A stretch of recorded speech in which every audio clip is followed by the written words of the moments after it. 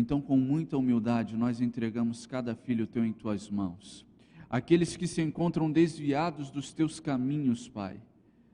São tantas as pessoas que, se fôssemos dizer todos os nomes, não sairíamos daqui hoje, mas o Senhor conhece.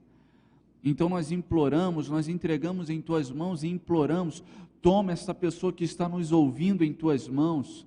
Toma esta pessoa que está afastada, que está desviada dos teus caminhos e está ouvindo esta oração em tuas mãos, que as nossas orações possam influenciar as vidas delas, Pai, e que elas possam voltar para os teus braços. Aceita o nosso louvor, aceita a nossa adoração, derrama o teu Espírito Santo sobre nós, e queremos entregar também a vida do Davi Boechat em tuas mãos, Pai. Daqui a pouquinho, este homem de Deus, este homem teu, estará aqui trazendo a mensagem, Pai. Eu sei que o Senhor o inspirou, e em nome de Jesus eu peço que o Senhor continue o inspirando, e quando ele abrir a tua palavra, que a tua promessa se cumpra, que ela não volte vazia, que ela cumpra o que te dá prazer, que ela converta os corações dos teus filhos, e que o Davi seja um simples vaso, um mero receptáculo para transmitir a tua salvação a todos nós. Abençoa a vida dele, aos teus filhos que estão aqui, aqueles que estão em casa, aqueles que nos assistem. Toma todos em tuas mãos, em nome do Senhor Jesus, Pai, nós oramos, amém.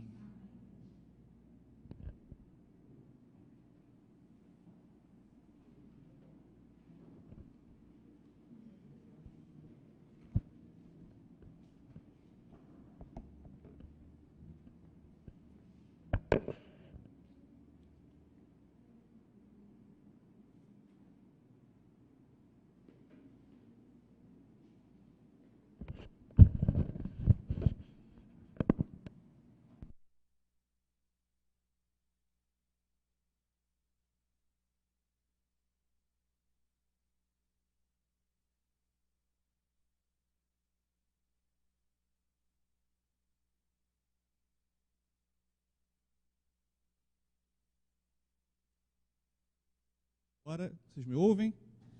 Ok. Quero desejar um feliz sábado a todos os irmãos. Dizer da minha alegria de estar aqui depois de todos esses meses, com as portas fechadas, numa circunstância adversa que a gente está enfrentando e em todo o mundo, que obviamente vai ecoar na igreja e que a nossa presença aqui mostra que o cristianismo sobreviveu a muitas crises, não vai ser essa que vai nos afastar do nosso Senhor, nem vai nos afastar da sua palavra, ainda que temporariamente nos afaste da sua igreja. A situação da pandemia fez com que algumas coisas inusitadas acontecessem. Se antes quem andava na rua era visto como suspeito, porque estava escondendo o rosto, hoje, se você não andar na rua, ou melhor, se andar na rua sem máscara, você já está em si cometendo um crime. Se antes as portas da igreja ficavam abertas como um sinal do reino de Deus e do seu povo, elas precisaram ficar fechadas para a preservação da vida desses mesmos crentes. Se antes os sinais mais carinhosos de afeto, o beijo e o abraço, que na nossa cultura são tão importantes, eram um símbolo para mostrar a apreciação de alguém, hoje nós deixamos de fazer isso em cuidado deste que nós amamos. A pandemia fez com que algumas das nossas práticas mais comuns fossem questionadas e, mais do que isso, fossem mudadas. Hoje, eu pretendo lidar com uma em específico, que é a que há algumas semanas nós voltamos e nós retomamos, que é a questão do culto. Por que do culto? O porquê da igreja? Que valor isso tem? E qual é o propósito de nos reunirmos? De por que nós nos reunimos como nos reunimos, do porquê as coisas se dão, do porquê nós estamos aqui nessa manhã, ou do porquê alguns nos assistem pela internet nessa manhã, enquanto seria muito mais conveniente pelo homem natural estar cuidando dos seus próprios afazeres e negócios. Para isso, a gente vai refletir em apenas 3 versos da Bíblia. Hebreus, no capítulo 10, a partir do verso 23 até o 25. Esse trecho e esse texto trazem algumas respostas a essas inquietações. Trazem alguma mensagem útil no sentido de entendermos por que nós estamos aqui nesse momento e do porquê é importante que estejamos aqui em nossa vida. Vamos orar então, antes de fazermos a leitura e prosseguir para a exposição do texto. Senhor Deus, nós queremos te agradecer pela oportunidade de sermos um grupo seleto que está aqui nessa manhã. Nós queremos te agradecer porque nós agora temos a oportunidade, mesmo com tantas restrições, de estarmos na sua casa. E nós queremos te pedir que a sua palavra, ó Deus, seja aberta aos nossos olhos e que o nosso coração possa não só entender com a mente, mas acatar com atos o que ela tem a dizer a nós. É o que eu te peço, em nome de Cristo Jesus. Amém. Verso 23 de Hebreus, capítulo 10. A minha tradução diz assim: sem vacilar, mantenhamos inabalável a confissão da nossa esperança, pois quem fez a promessa é fiel. Pensemos em como nos estimular uns aos outros ao amor e às boas obras. Não abandonemos a prática de nos reunir, como é costume de alguns, mas, pelo contrário, animemo-nos uns aos outros, quanto mais vedes que o dia se aproxima. O último censo do IBGE, que foi realizado há 10 anos atrás, nos deu um dado bastante preocupante. Aquele censo mostrou que o cristianismo continuava sendo a religião hegemônica do Brasil, mostrou um crescimento muito grande, muito significativo, dentre os grupos protestantes, os grupos evangélicos, mas ele revelou algo interessante. Cresceu também o número de cristãos sem filiação religiosa. São pessoas que são crentes, são evangélicas, são protestantes. Elas doutrinariamente tendem a concordar com aqueles principais pontos da reforma. Entretanto, elas se negavam a fazer parte de uma igreja. Dentre essas pessoas, há algumas que simplesmente tiveram alguma decepção, por isso deixaram suas igrejas. Passaram por um processo inconveniente de alguma forma, ou mesmo entendiam que a igreja já não tinha mais valor útil nenhum nas suas vidas. Muitas explicações começaram a surgir para explicar esse fenômeno, que ficou popularizado como desigrejados. Um deles foi um livro que, pelo título, explica bem o que isso quer dizer, o que esse grupo de pessoas pensam. O título do livro, que foi publicado pela editora Vida, dizia o seguinte: eles gostam de Jesus, mas não gostam da igreja. E um outro livro, publicado pela editora Mundo Cristão, teve um outro título interessante chamado Feridos em Nome de Deus. Esses 2 livros vão mostrar posições que explicam teologicamente e também, através da história, o porquê dessas pessoas estarem abandonando suas igrejas. O Feridos em Nome de Deus, em especial, foi escrito por uma jornalista. Então, ela escreve um livro-reportagem, é como se ela estivesse escrevendo uma reportagem de jornal, dedicando muito mais tempo a analisar a situação, ler os dados, etc. e tal. E o Feridos em Nome de Deus conta uma história que conta uma série de histórias muito preocupantes e que nos impressionam bastante. Conta a história de um homem que era muito bem sucedido e ele tinha um bom emprego, ele ganhava muito bem e ele passa a frequentar uma igreja, ele cai de cabeça no trabalho da igreja e o seu pastor ali, o seu líder, de alguma maneira começa a influenciá-lo e vê-se que ele tem um potencial para usar aqueles dons naturais dele, do emprego na igreja. Ele abandona o emprego, passa a trabalhar na igreja com um salário muito menor, mas ele continua sendo explorado financeiramente, de forma que um dia ele vai com seu pastor a uma viagem a Nova York, o pastor passa ali pela Times Square, em frente a uma loja lindíssima, olha para uma bolsa de $10.000 e faz com que aquele homem que tinha poucas economias do período que ele havia ganhado, comprasse e doasse para ele, dizendo que aquilo seria honrar o pastor dele.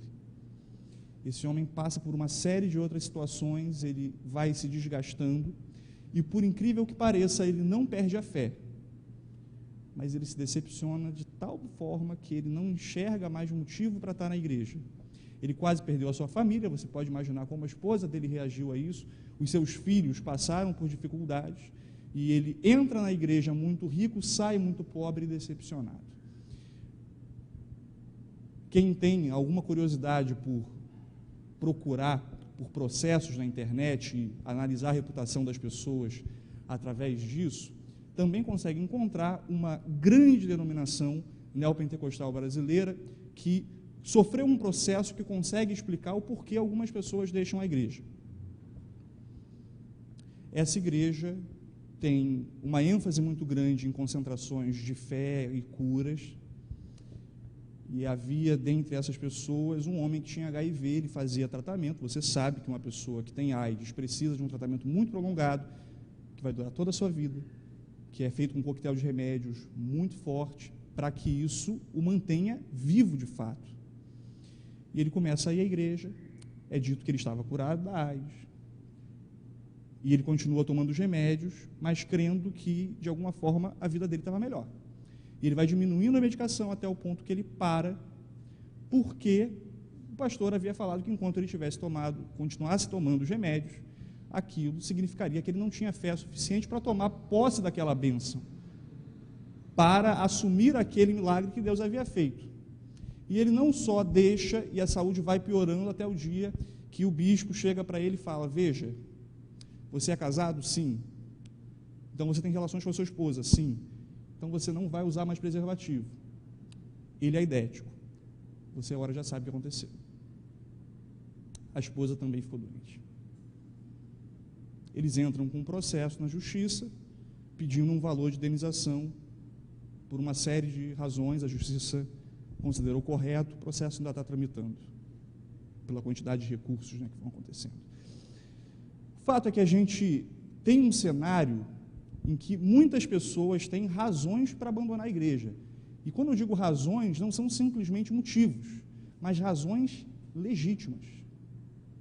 Pessoas que creem em Jesus, que amam a Deus, e não veem razão, motivo para estarem agrupadas. Por quê? Porque foram feridas, porque foram abusadas de alguma maneira.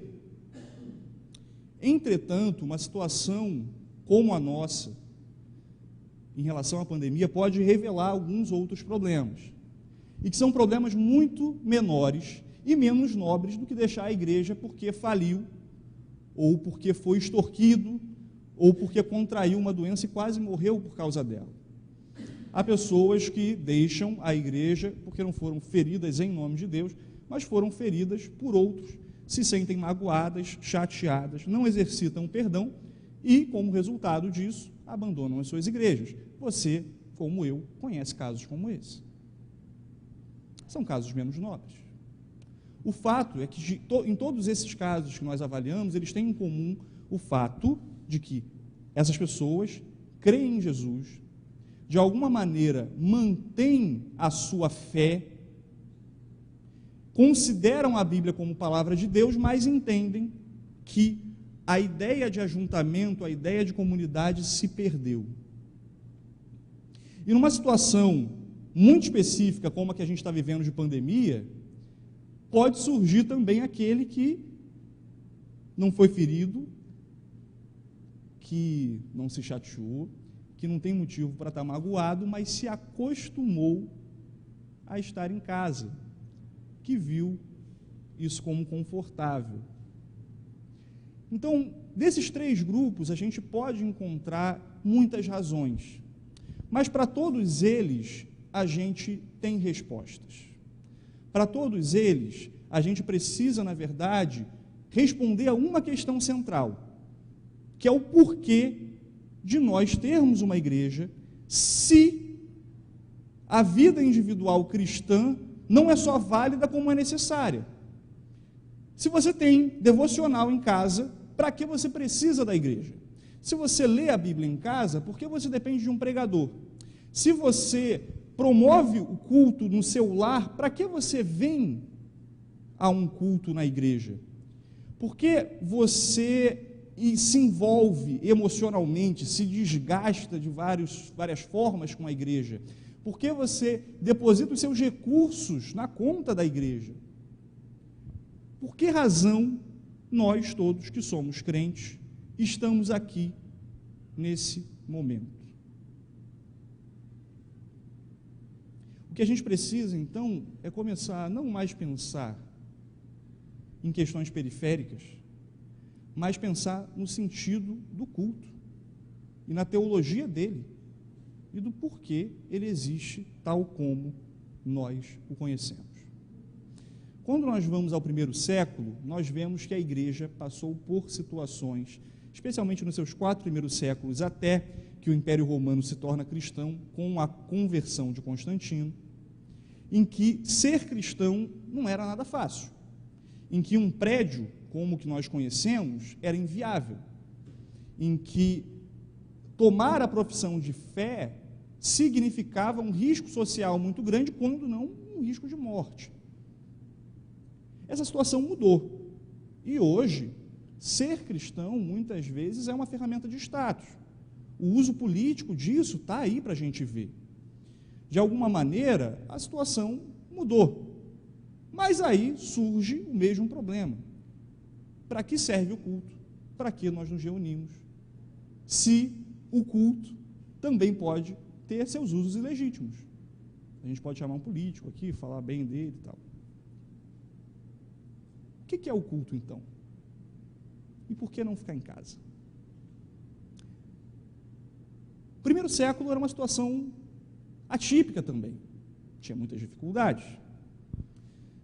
Entretanto, a palavra que o autor de Hebreus, que nós não sabemos ao certo quem é, exalta as qualidades do culto cristão e a razão pela qual nós não só cremos em Deus, mas pelas quais nós nos reunimos assim, da forma que nós estamos hoje. Lá no verso 23 a gente vai ver: sem vacilar, mantenhamos inabalável a confissão de nossa esperança, pois quem fez a promessa é fiel. Eu entendo que o livro de Hebreus surge como uma resposta a diversas dificuldades que estavam acontecendo naquele momento. E nós percebemos que essas dificuldades levavam aqueles cristãos ao raciocínio de que o culto poderia ser de alguma maneira abandonado. Nós não estamos falando de um abandono temporário, como o que a gente passou, mas de um abandono da ideia de estar na igreja de forma perene, de forma permanente. A resposta que o autor de Hebreus vai dar é que, veja, você precisa continuar de forma inabalável com a confissão da sua esperança. Por quê? Porque quem fez a promessa é fiel. O contexto de Hebreus 10 está lidando, no sentido geral, com a ideia da apostasia, que é o do abandonar a fé. Esses 3 versos que nós lemos estão lidando com um sentido específico da apostasia, que é abandonar a reunião. O que a gente consegue enxergar é o seguinte: o culto serve, primeiro ponto, através do verso 23, para que nós mantenhamos inabalável a confissão da nossa esperança. O culto existe porque ele nos torna cristãos melhores. O culto existe e nós nos reunimos como nos reunimos porque quando estamos juntos, nós somos relembrados a respeito daquilo que nos mantém vivos, daquilo que faz com que nós estejamos comprometidos com Deus. O culto, portanto, é importante para que você continue crendo em Cristo e se mantenha nele, lembrando-se não só das expectativas que nós temos, da esperança que nós temos, mas sabendo que ele é fiel para cumpri-las. Quando nós nos reunimos, nós somos relembrados do que Deus nos prometeu e nós lembramos dos feitos de Deus no passado e dessa forma a gente se mantém firme na esperança que Deus nos deu e nos mantemos firmes no próprio Deus. O culto existe com esse propósito.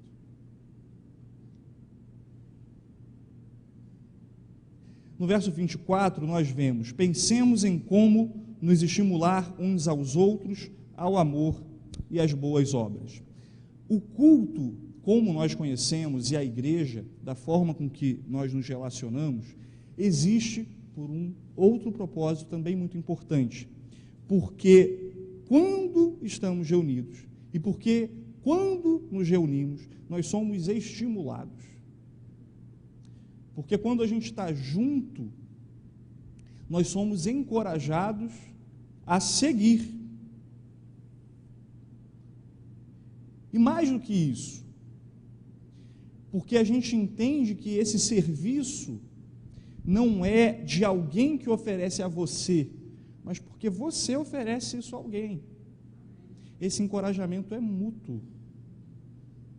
Essa ideia de estimular o amor e a prática de boas obras acontece no contexto de uma comunidade, de uma igreja, do coletivo, e é por isso que nós precisamos estar aqui.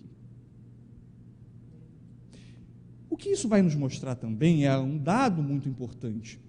O conceito que nós muitas vezes desenvolvemos a respeito do que é ser igreja está errado. A gente tem ouvido muito por aí a ideia de que eu sou a igreja, ou muitos pregadores dizendo, seja a igreja. Para começar, isso é uma contradição lógica, porque o termo igreja, em si, vai significar algo coletivo. Você não é igreja sozinho, porque a igreja, mesmo conjugada no singular, significa algo plural. A igreja é sempre plural. Sozinho você é um crente. Dois crentes formam uma igreja. Sozinho você é um crente. Sozinho você não cumpre os propósitos de Deus para o povo dele. Deus não elegeu a você a salvação. Deus elegeu um povo. Quando você está na igreja, você faz parte do povo que Deus elegeu. E quando você está sozinho, você não se estimula nem o amor, nem a prática de boas obras. Portanto, o que a igreja faz por nós é nos ensinar a amar. É a calibrar as nossas expectativas, é a fazer com que nós sirvamos mais uns aos outros e nos dá a oportunidade também de perdoar os erros dos outros, porque eles vão acontecer. A igreja faz com que a gente seja menos melindroso, com que a gente se preocupe menos com a reputação que a gente tem, ou com a imagem que a gente gostaria de passar, porque a igreja é um constante exercício que vai nos lembrando o que é realmente importante. E mediante o tamanho e a estatura que nós atingimos em Deus, nós crescemos como um corpo. A igreja existe porque sozinho você seria um cristão incompleto. Mas aqui surge um problema sério para a gente resolver. Se uma pessoa que abandona a igreja começa a correr o risco da apostasia, que é o caso que o autor de Hebreus está lidando, estar na igreja por si só não garante que nós estejamos livres do risco da apostasia. E a reflexão que eu faço, num momento em que a gente retoma as atividades necessariamente paradas, de forma correta e acertada, nesse período de pandemia, é não só da importância de eu estar aqui, aos sábados, domingos, quartas-feiras, independente da sua disponibilidade, agenda ou comprometimento, mas é do que me leva a estar aqui. É do porquê nós nos reunimos como nos reunimos. O que nos traz aqui? É possível que nós estejamos reunidos como um mero exercício de vontade social. Se o desigrejado já não sente mais falta de igreja, é possível que a gente esteja na igreja por estar. É possível que a gente tenha perdido de vista que não é só o ajuntamento que nos faz ser igreja, mas é que o ajuntamento nos possibilita a vivência cristã. E de que, provavelmente, quando eu simplesmente venho até aqui, dou feliz sábado e saio pela mesma porta que eu entrei, pode ser que eu esteja sendo um desigrejado enquanto eu estou numa igreja. Pode ser que eu esteja vivendo muito longe da ideia de uma comunidade cristã, mesmo pertencendo a ela. Por isso, vejamos novamente os versos 23 e 24. Sem vacilar, mantenhamos inabalável a confissão da nossa esperança, pois quem fez a promessa é fiel. Essa primeira parte do texto refere-se a Deus. Em seguida, pensemos em como nos estimular uns aos outros ao amor e às boas obras. Essa parte se refere a nós. E é nessa parte que se refere a nós que a gente precisa pensar. Quando a situação voltar ao normal, retornar às atividades da igreja, às atividades dos departamentos, a atividade missionária, que é a principal delas, e é por isso que todos os departamentos e a própria igreja existem, que tipo de amor e prática de boas obras vão ser estimuladas? Será que antes de tudo isso acontecer, a gente se servia do momento social que a igreja promove, sem pensar no detalhe do porquê esse momento acontece?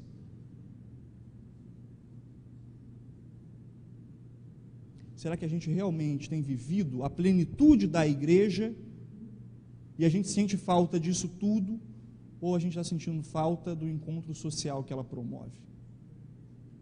Mesmo ao sentir falta da igreja, a gente precisa ter as razões corretas para isso. E a reflexão que fica é se nós temos tido as razões corretas para estarmos reunidos, ou se a gente tem sido desigrejado, mesmo enquanto a gente está aqui.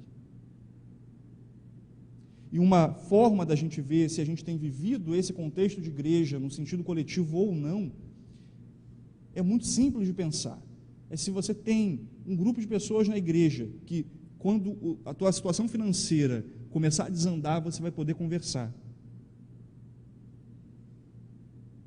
É quando a tua vida em casa precisar de aconselhamento e você vai ter um crente fiel a Deus que vai poder lhe orientar naquele momento. É às vezes quando seu carro quebra e você tem alguém que você pode ligar e que vai lhe servir. É em pequenos detalhes, atos, gestos que envolvem a vida, em que eu tenho alguém que eu posso dizer que é um amigo mais chegado que um irmão. É alguém a quem eu tenho tanta afeição e que eu amo tanto, que fica mais fácil viver. é alguém que eu me sinto como da mesma família, porque de fato nós somos. É a ideia de uma filiação em Cristo que acontece através da igreja que pertence a Ele. É nesse sentido que a gente pode saber se a gente está fazendo as coisas da forma correta ou não. Quando a gente conhece alguém que se sente muito melindroso quando toma uma bronca ou quando recebe um conselho amoroso, muito provavelmente essa pessoa está preocupada com muitas outras coisas na igreja. E ela se apega até ao encontro social. Mas ela ainda não entendeu as implicações do que é fazer parte de uma igreja. Se você está nesse grupo, muito cuidado, porque você pode estar sendo desigrejado, mesmo estando no meio e mesmo frequentando algo. Porque se a igreja não servir a um amor, a um estímulo ao amor, a um desenvolvimento do amor e a prática das boas obras, que acontece não só do púlpito, mas nos bancos, a situação fica difícil. O púlpito, o momento do louvor, são fundamentais, porque eles dão start. Mas eles não são tudo. O púlpito, a pregação, lhe relembram algumas coisas. Mais do que isso, te ensinam muitas coisas.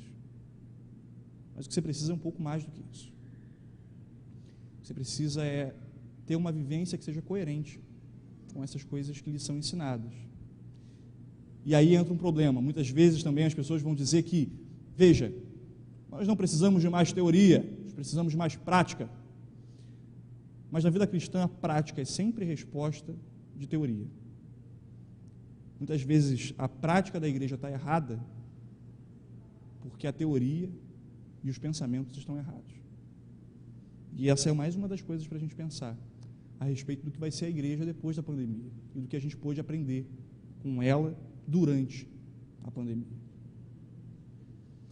Existe um texto engraçado, bastante interessante, né? No século XVIII, XIX, lá nos Estados Unidos, alguns estados não só promoveram tentativas de leis dominicais, mas eles também obrigavam que toda a população, inclusive os não crentes, estivessem na igreja. O que a gente passou nesse momento foi algo ao contrário. Foi proibido que todos, inclusive os crentes, estivessem em suas igrejas. Foi um contexto excepcional e muito parecido com o que a gente viveu, ou melhor, com o que a humanidade viveu um pouco mais de 100 anos atrás com a gripe espanhola, em que as igrejas, sem a necessidade do Estado impor, fecharam pelo mesmo motivo que nós, o cuidado uns aos outros. O cuidado uns aos outros representou, de fato, não só representou o distanciamento social, né? Estar distante representou algo que tinha a ver com o cuidado próximo. Entretanto, as circunstâncias especiais devem ser lidas como especiais. E agora que a gente está vivendo e retomando uma vida comum, é importante que a gente relembre como é que deve ser a vida normal. Parece que a gente esqueceu. E é para isso que eu acho que o verso 25 pode ser útil, ele pode trazer algumas respostas bastante interessantes em relação a isso. Vejam só o que ele vai dizer. Não abandonemos a prática de nos reunir, como é costume de alguns. Mas, pelo contrário, animemo-nos uns aos outros, quanto mais vedes que o dia se aproxima. Nós somos adventistas. A gente tem no nome o esperar do evento grandioso que será a volta do nosso Senhor. E eu entendo que esse texto me faz pensar não só na importância da igreja, mas me faz pensar no porquê de nós estarmos reunidos no que nós cremos ser os últimos momentos da história humana. Se esse texto é útil para os cristãos em geral, para nós deveria ser 2, 3, 4, 5, 6, 7, 8, 10 vezes mais. o texto está dizendo é que nós não deveríamos abandonar a prática de nos reunir, e nós deveríamos ter mais atenção, é o que o texto diz quando vai dizer, quanto mais vedes que o dia se aproxima. Quanto mais a situação fora e os eventos surgem, e a gente sente a maior necessidade de que Cristo retorne a essa terra, é nesses momentos que a gente deve valorizar ainda mais esse ajuntamento que acontece aqui. Quando você olha para o seu irmão, para alguém que está ao seu lado, você deve enxergar alguém que, como você, foi resgatado. Existem igrejas que foram seguindo um caminho de segmentação e fazendo, assim como o mercado, que as pessoas se achegassem até elas através de atrativos. Igrejas mais tradicionais são mais difíceis nesse sentido, graças a Deus. Porque é difícil se adaptar à liturgia, é difícil se adaptar à calmaria, ao som baixo, aos pregadores mais tranquilos. Não tem tanta pirotecnia, não tem fogo de artifício, o negócio é muito mais easy. E o que eu fico pensando é se a gente tem usado isso da melhor forma. E se quando a gente se relaciona com os outros, a gente tem visto pessoas que foram salvas por Jesus. E o maior desafio da igreja, irmãos, é resultado da maior bênção que a igreja tem. Nós somos diferentes e muitas vezes falta assunto, talvez, para gerar vínculos sociais, mas a gente tem um vínculo maior do que qualquer assunto e interesse humano, que é o próprio Jesus. Provavelmente eu não conheceria a maior parte de vocês se nós não fôssemos salvos pelo mesmo Deus. As nossas vidas são muito diferentes durante a semana. A gente tem atividades diferentes, a gente tem gostos diferentes, mas a gente está aqui reunido porque nós somos salvos pelo mesmo Deus. E Deus escolheu que essa igreja fosse usada como agência do reino dele. E é por isso que, mesmo diferente, a gente está aqui hoje. Isso é incrível, porque nós somos, por nós mesmos, diferentes demais para isso. E Deus escolheu agir assim, com pessoas diferentes, para que os seus propósitos finais fossem cumpridos. É por isso que a gente está aqui. E a gente perde essa dimensão coletiva da fé quando a gente prefere viver isso sozinho. A gente esquece que nós somos parte de um povo chamado por Deus e a gente passa a viver como se a gente estivesse sozinho nesse mundo. Não estamos. Por isso, mais uma vez, verso 25, não abandonemos a prática de nos reunir, como é costume de alguns, mas, pelo contrário, animemo-nos, quanto mais vedes que o dia se aproxima. A última lição que eu tiro daqui entendendo que ela é útil para a igreja cristã no sentido geral, mas ela é ainda mais importante para os adventistas, porque tem a ênfase no retorno de Jesus, é que há muitas pessoas fora, lembrem-se daquelas que nós comentamos no início do sermão, que foram magoadas por uma visão de Deus e do Evangelho mentirosa, falsa, que estão por aí, em suas casas, não porque não amam a Cristo, mas porque não conheceram a sua igreja. Elas gostam de Jesus e, com razão, não gostam de muitas das igrejas que foram responsáveis por abusar espiritualmente delas. E se você quer um número interessante, os desigrejados, esses que saíram da igreja por motivos variados, inclusive, ou incluindo a mágoa justa por um abuso, são 3, 4 vezes o que nós somos hoje no Brasil. 3, 4 vezes em 2010 o que os adventistas são hoje em 2020. A igreja existe, sobretudo,